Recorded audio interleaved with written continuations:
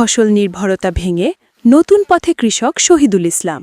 নওগাঁর রানীনগর উপজেলা মূলত ধান উৎপাদনের জন্য পরিচিত। এখানে অধিকাংশ কৃষক ইরি বোরো ও আমন ধানের উপর নির্ভরশীল। তবে সেই প্রচলিত ধারা ভেঙে নতুন সম্ভাবনার দুয়ার খুলেছেন প্রগতিশীল কৃষক শহীদুল ইসলাম। তিনি প্রথমবারের মতো পরীক্ষামূলকভাবে পান চাষ শুরু করে ইতোমধ্যেই সফলতার মুখ দেখছেন। নওগাঁ রানীনগর থেকে কাজী আনিসুর রহমানের প্রতিবেদনে দেখুন বিস্তারিত। উপজেলার একডালা ইউনিয়নের টং গ্রামের বাসিন্দা শহীদুল ইসলাম দীর্ঘদিন ধরে ধান ও বিভিন্ন সবজি চাষ করে আসছেন। প্রায় 10 বছর আগে ছেলের বিয়ের সূত্র ধরে রাজশাহীর বানেশ্বর এলাকায় যাতায়াত শুরু হয় তার। সেখানেই পান চাষ দেখে আগ্রহ জন্মায়।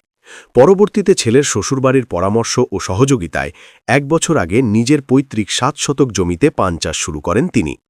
তার পান চাষের বয়স 1 বছর হওয়ায় ইতিমধ্যে প্রায় 6 বার পানের বরজ থেকে পান তুলে বাজারে বিক্রি করা হয়। যে পরিমাণ বিক্রি হয়েছে তাতে আশার আলো দেখছেন তিনি। তাই আগামী দিনে আরও কিছু জমিতে পান চাষের পরিধি বাড়িয়ে দিবেন বলে জানান। ইতিমধ্যে এলাকায় নতুন ফসল পান চাষ দেখতে আদর্শ ও উদ্যমী কিছু কৃষক দেখতে আসলেও কৃষি বিভাগের কোনো কর্মকর্তা তার পান চাষ দেখতে আসেনি। তবে কৃষি বিভাগের পক্ষ থেকে কারিগরি প্রশিক্ষণ ও সহযোগিতা করলে অবশ্যই পান চাষের সফলতার মুখ দেখবে চাষি শহীদুল। পান একটা লাভজনক ফসল, সারা বছরই এখান থেকে টাকা আসে। জানা গেছে উপজেলার একডালা ইউনিয়নের টং গ্রামের মৃত সাদেক আলীর ছেলে শহীদুল ইসলাম একজন প্রগতিশীল কৃষক। ধানসহ বিভিন্ন সবজি চাষ করে প্রায় সারা বছরই ব্যস্ত সময় পার করেন। গত 10 বছর আগে তার ছেলে ইমনকে রাজশাহীর বানেশ্বর এলাকায় বিয়ে দেয়। সে সূত্র ধরে মাঝে মধ্যে আত্মীয়তা রক্ষায় ওই এলাকায় ছেলের শ্বশুরবাড়িতে যেতেন। ওই এলাকায় পান চাষ দেখে কিছুটা উৎসাহী হয়ে ছেলের শ্বশুরবাড়ির লোকজনের পরামর্শ এবং প্রত্যক্ষ সহযোগিতায় 1 বছর আগে টং মৌজার তার পৈতৃক 7 শতক জমিতে পান চাষ শুরু করে শহীদুল।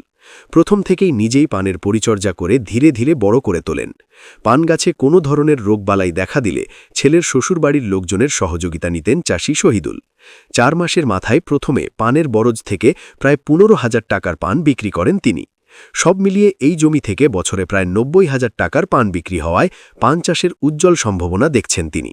সরকারি সহযোগিতা পেলে ধানসহ অন্যান্য ফসলের চাষ কিছুটা কমে দিয়ে পান চাষের দিকে বেশি মনোযোগী হবেন, এমনটাই জানান চাষি শহীদুল। বর্তমানে পানের বরজে ফলন বেশ ভালো হচ্ছে। প্রতি 15 দিন পর পর বরজ থেকে প্রায় 14,000 টাকার বিক্রি হয়।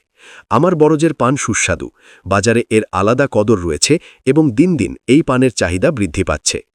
রানীনগর উপজেলা কৃষি অফিসার কৃষিবিদ মোস্তাকিমা খাতুন বলেন, এখানে পানের বরজ আছে কিনা তা আমার জানা ছিল না, এটা এই প্রথম আপনাদের মাধ্যমে জানলাম। তবে বিষয়টি অত্যন্ত ইতিবাচক।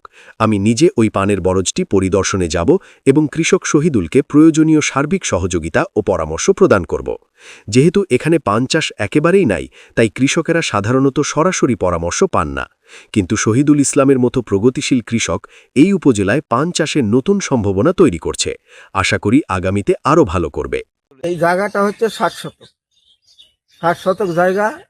এই 60 শতক জায়গার উপর এই যে বাঁশ খাম ইত্যাদি সবকিছু কিনে মানুষজন মাটি ভরাট করা লাগিয়েছে। এলান করতে প্রায় 1,10,000 টাকার মতো খরচা হচ্ছে। এরপরে এই লাগান পর্যন্ত ওই মোটামুটি 18-20,000 টাকা খরচা পড়েছে এই লাগান পর্যন্ত। এরপরে আর কোনো খরচা নেই। এখন এই সিঁচা দেওয়া হচ্ছে, সার খোল ওষুধ যেটা লেগেছে সেটাই দেওয়া হচ্ছে।